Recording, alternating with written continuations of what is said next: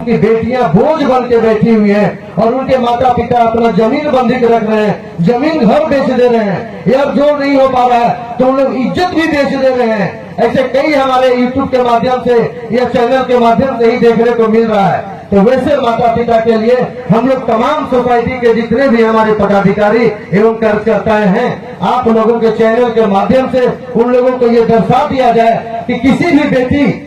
कि माँ बाप जो विवाह करने योग्य हो चुकी है और उनके माता पिता अगर विवाह करने में असक्षम है, अपने आप को टेंशन और बोझ समझ रहे हैं, तो वैसे माता पिता के लिए आपका बेटा, आपका भाई विकास मालिक आ चुका है और अपने सोसाइटी की ओर से लगातार एक अगर उनके द्वारा किसी न किसी तरह से घूस लिया जा रहा है, जो आप लोग हमेशा पेपर के माध्यम से छाप रहे हैं, लेकिन आप लोगों के पेपर के माध्यम से छापने के बावजूद भी बहुत कम जगह ऐसे होते हैं जहां के जिला प्रशासन के द्वारा एक्शन लिया जाता है।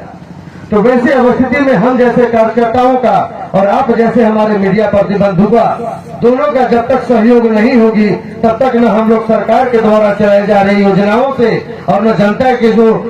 लाभान्वित नहीं हो पा रही है, इन लोगों से हम लोग संभव नहीं है कि हम लोग कोई काम कर पाएंगे। तो मैं आप लोग तमाम जितने भी दूर दूर से मीडिया बंधु आए हैं, हमारा अभी फिलहाल झारखंड, बिहार और छत्तीसगढ़ अभी स्टार्ट होने वाला है, महाराष्ट्र में चालू हो चुका है। तो हर एक जगह हमको मीडिया से इतना अच्छा कवरेज मिला है कि मैं अपने सोसाइटी और अपने तमाम कार्यकर्ताओं की ओर से आप तमाम मीडिया बंधुओं का हार्दिक अभिनंदन करते हैं और नमन करते हैं। और अगली बात कि कभी हमें भी थोड़ी देर पहले हमारे बड़े भाई बता रहे थे कि मीडिया वाले ही मीडिया लोगों का पैर खींचने का काम करते हैं। सही बात है। मैं आपको बता देना चाहता हूं कि इसी वर्ष 2023 में 2023 दिसंबर 6 दिसंबर 2023 को दामोदर नदी छठ घाट में हमने 151 कन्याओं का विवाह कराने का काम किया था, जिसमें गढ़वा जैसे शहर के लोग, जो कि यहाँ के व्यवसाय भी कम बड़े लोग नहीं है, न जनप्रतिनिधि है, कभी है हमारे गढ़वा शहर में, लेकिन पिछले बार लोगों को कुछ लगा ही नहीं कि हमने करेंगे क्या, क्योंकि ऑलरेडी हम लोगों ने बिहार में किया है। आज 14 साल में 14,000 बेटियों का विवाह हमने कराया है, जिसका ऑन रिकॉर्ड हमारे पास है। उनका डिटेल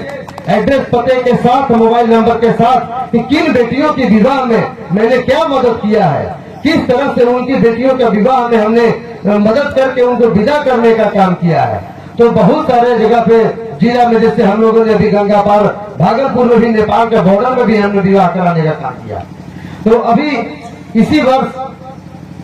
25 नया साल के खुश अवसर पे हम लोगों ने इसी गढ़वा शहर में फिर से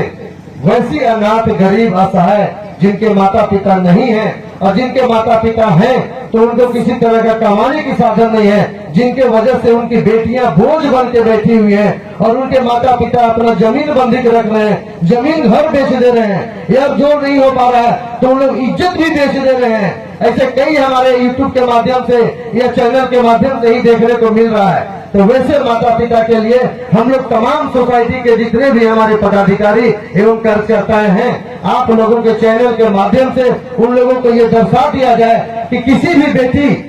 कि माँ बाप जो विवाह करने योग्य हो चुकी है और उनके माता पिता अगर विवाह करने में असक्षम है, अपने आप को टेंशन और बोझ समझ रहे हैं, तो वैसे माता पिता के लिए आपका बेटा, आपका भाई विकास मालिक आ चुका है और अपने सोसाइटी की ओर से लगातार एक बड़े पैमाने में, जैसे आज जेजे के संगठन बनाने के लिए जो आज बैठक की गई है और संगठन को मजबूत किए जाने के लिए योजनाएं की बात बताई जा रही है कि अगर जेजे का संगठन मजबूत करते हैं तो आज मंत्रालय हो चाहे किसी भी सरकार के पास हो, तो हम लोगों को मांगने दर दर भटकने की जरूरत नहीं पड़ेगी। हम लोग एक बैठक में एक बोली में उस योजनाओं को लाके और आप लोगों के बीच रख सकते हैं।